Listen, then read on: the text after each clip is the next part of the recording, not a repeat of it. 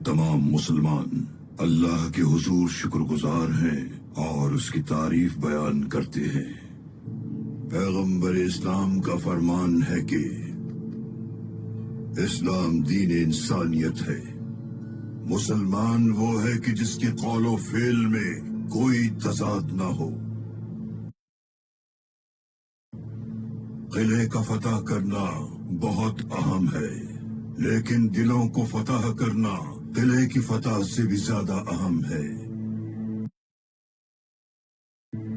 پیغمبر اکرم کا حکم ہے کہ اگر تمہارے اعمال کو دیکھ کر لوگ اسلام کی پیروی نہیں کرتے تو اپنے اعمال پر نظر ثانی کریں، ایمان کو پختہ رکھیں۔ رب کریم سورہ آل عمران میں فرماتا ہے، اگر تم دلوں میں سختی اور نفاق رکھو گے تو جان لو کہ تمہارا نام و نشان مٹ جائے گا۔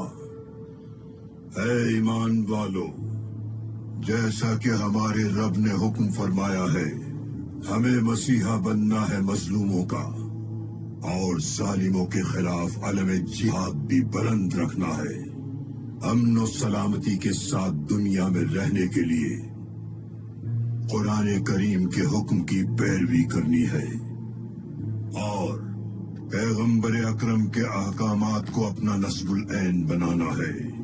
اللہ اس جمعے کے اجتماع کو قبول فرمائے۔ آمین۔